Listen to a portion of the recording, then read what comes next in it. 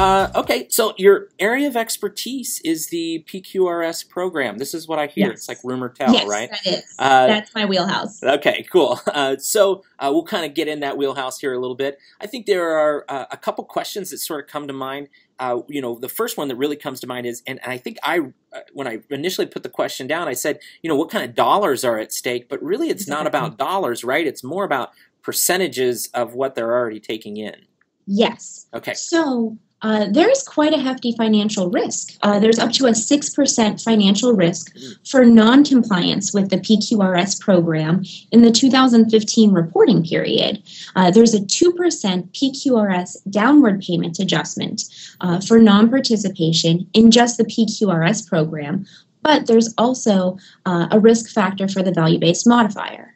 So non-compliance with the PQRS program can affect anywhere from an additional 2 to 4% of the Medicare reimbursements in 2017, depending on the practice size that you practice in. Wow.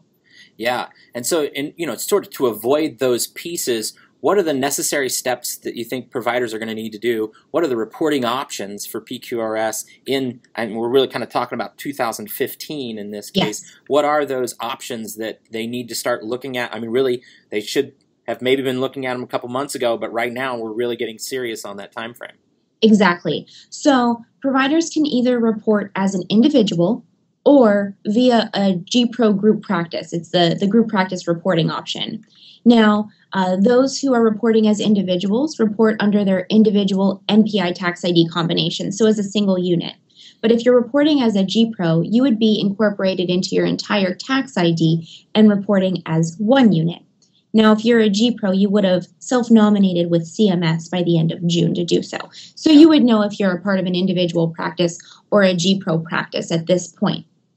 Individuals can report on measures groups, which is a collection of measures that can be satisfied with a 20-patient sample, or they can report on individual measures, which would be satisfying 9 individual measures over 3 national quality strategy domains, including a cross-cutting measure if you see patients face-to-face.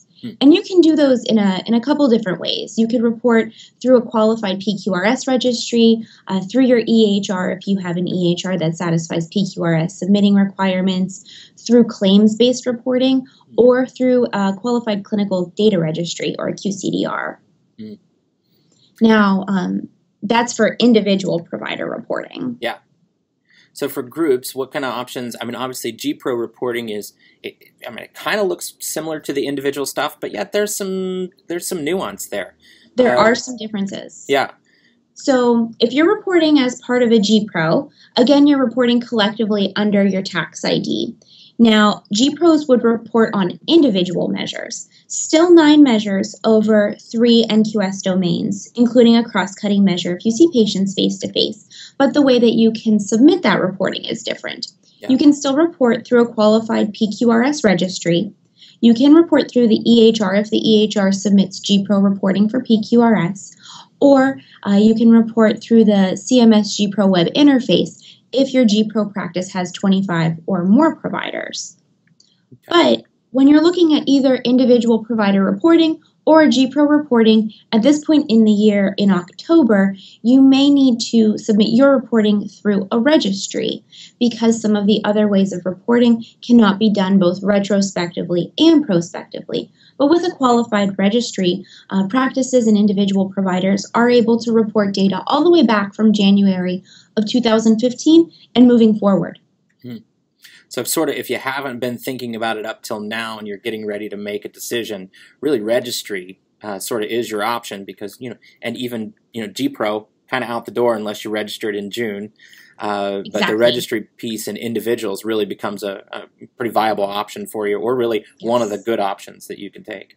Registry-based reporting will be a very valuable way of reporting if you haven't started at this point in the year because of that factor where you can report retrospectively. Sure. Very good point. Very good.